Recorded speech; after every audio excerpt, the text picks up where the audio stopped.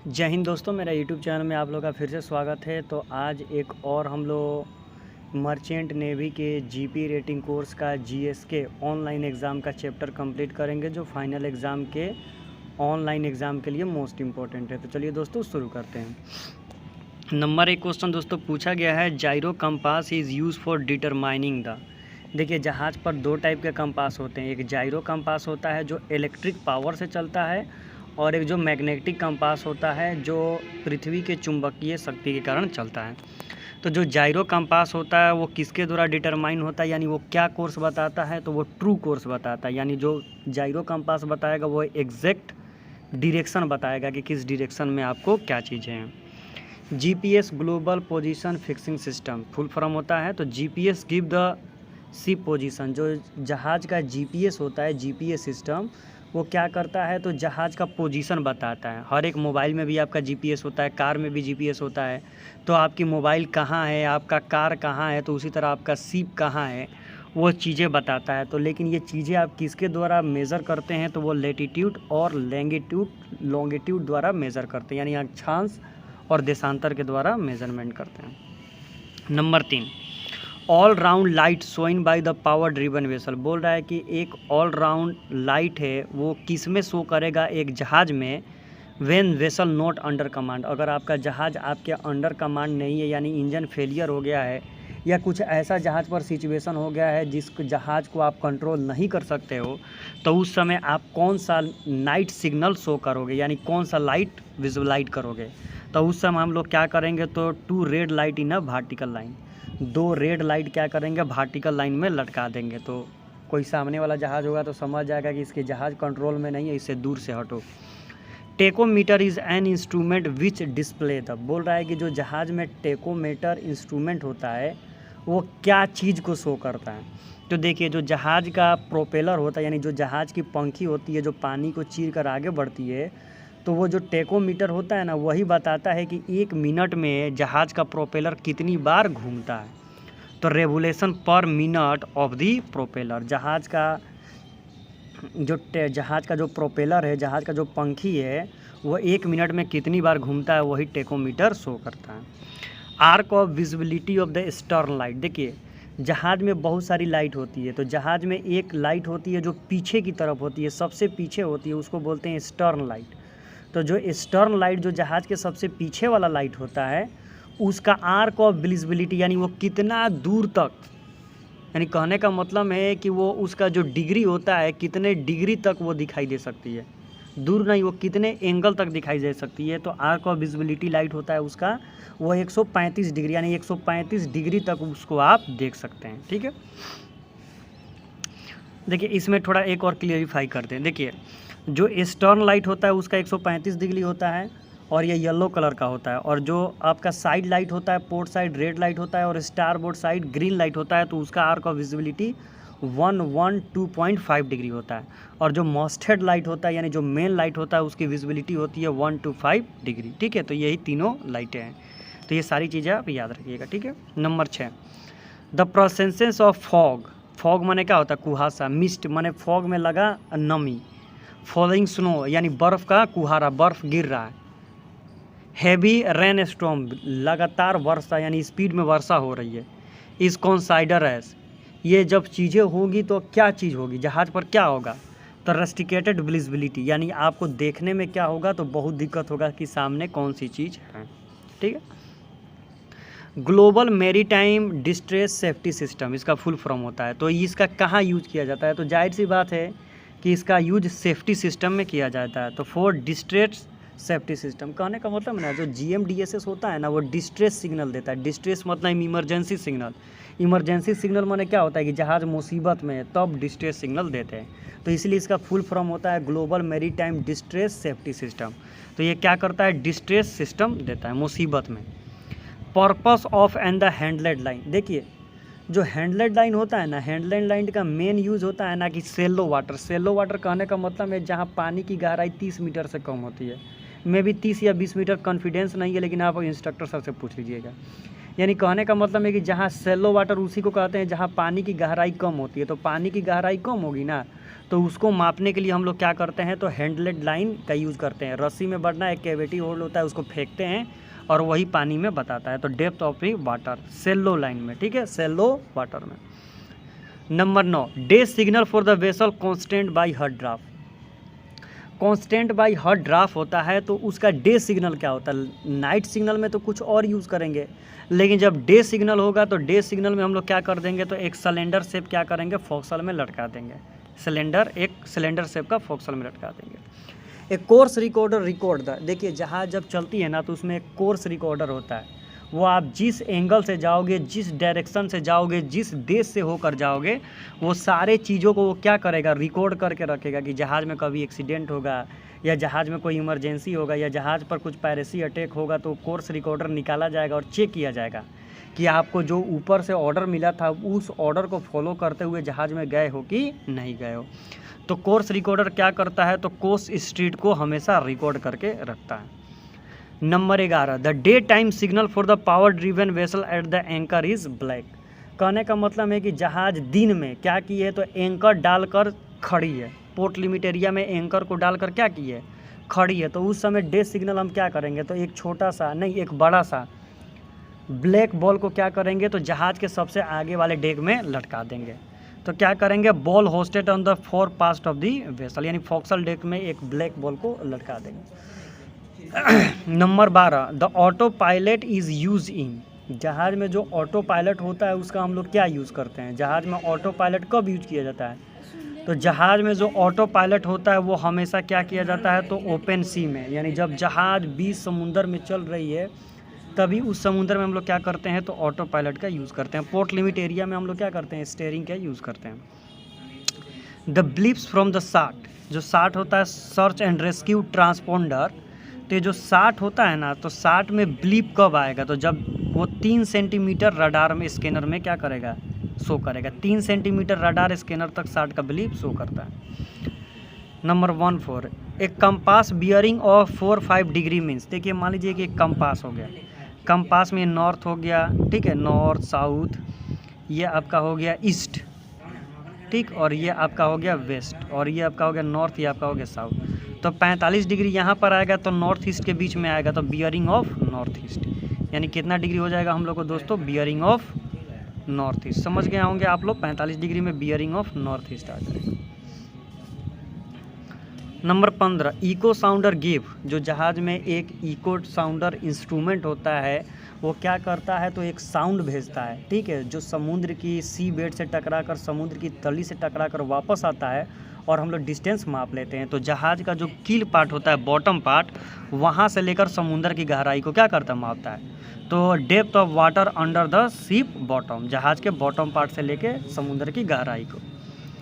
In restricted visibility one prolonged blast follow by the 2 short blast means.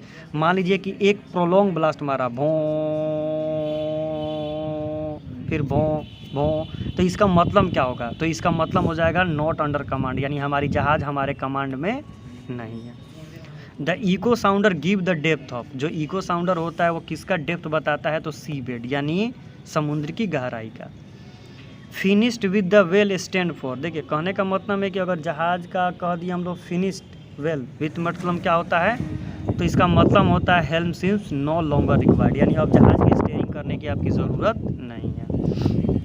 Number 19, सबको पता है emergency position indicating radio beacon, तो क्या हो जाएगा भाई, रेडियो बीकन। राइट आंसर क्या हो जाएगा, रेडियो बीकन।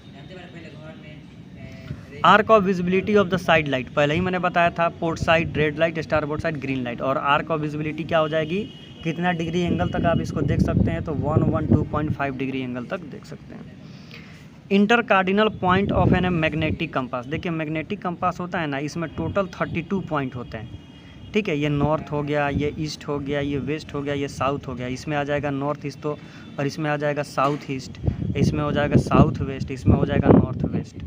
तो ये जो 1 2 3 4 यही जो होता है इसी को क्या बोलते हैं, इंटर कार्डिनल पॉइंट बोलते हैं, ठीक है, इसको बाई पॉइंट बोलते हैं, ठीक है। तो ये सारी चीज़ें आपको हमने पढ़ाया होगा, बॉक्सिंग ऑफ कंपास जाकर चैप्टर पढ़िए।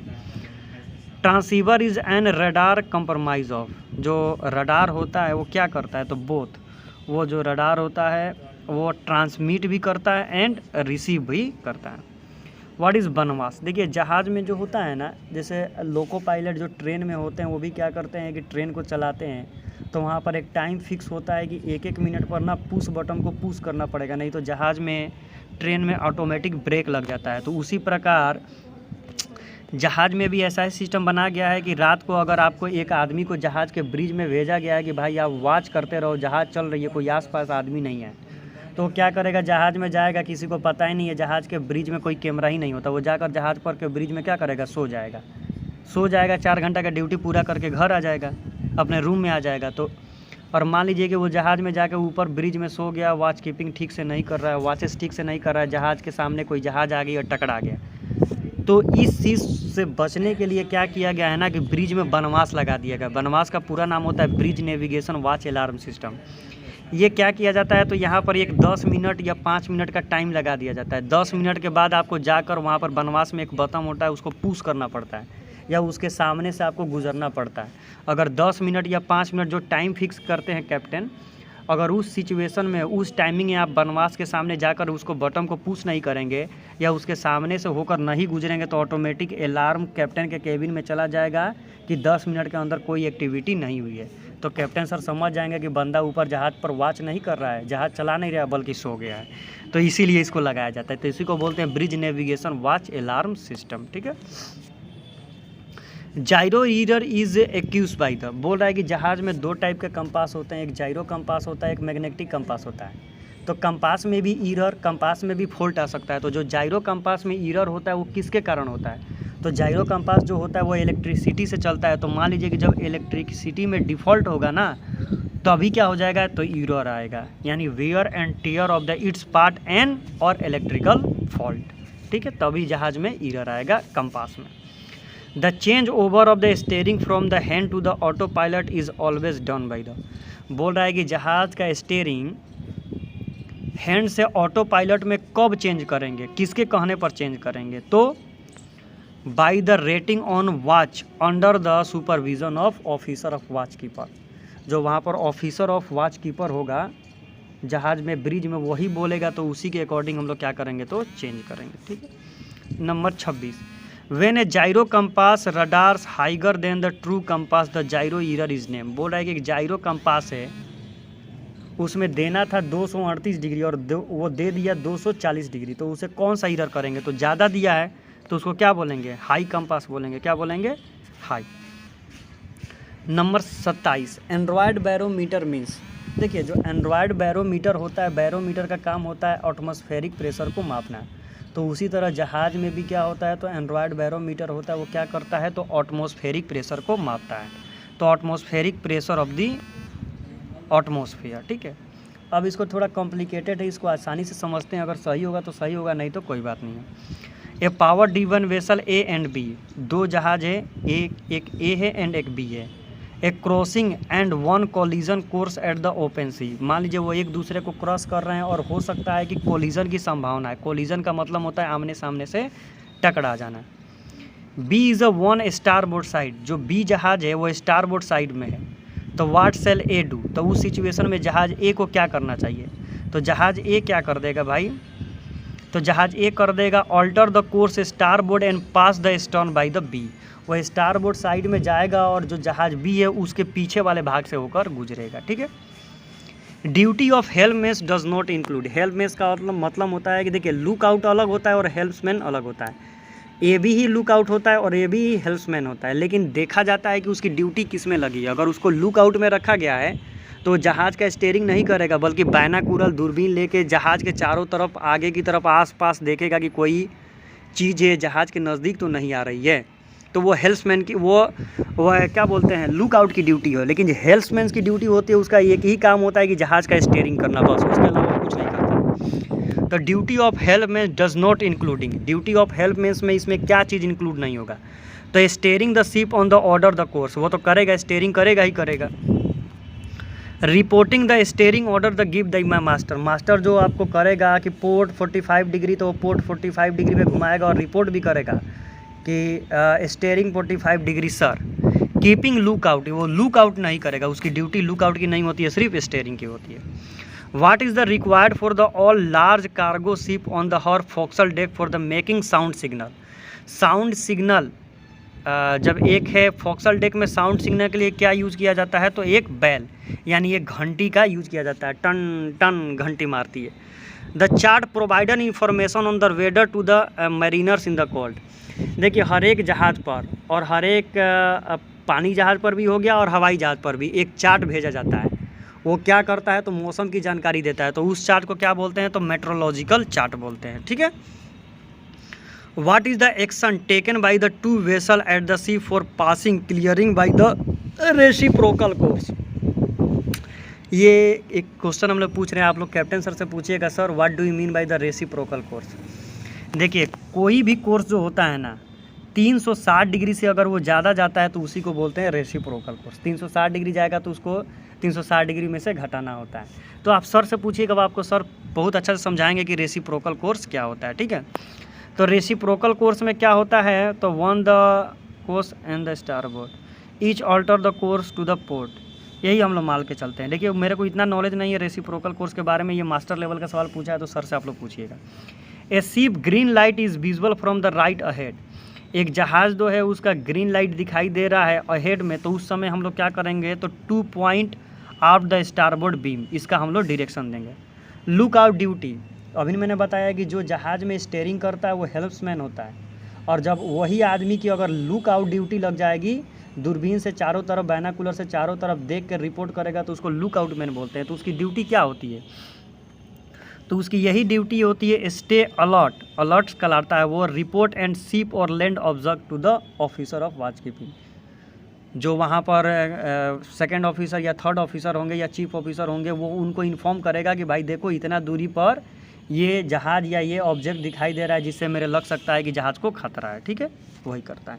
Arc of visibility of the masthead light, तो मॉस्टेड लाइट की विजिबिलिटी क्या होती है, 225 डिग्री, मैंने आपको बता दिया है।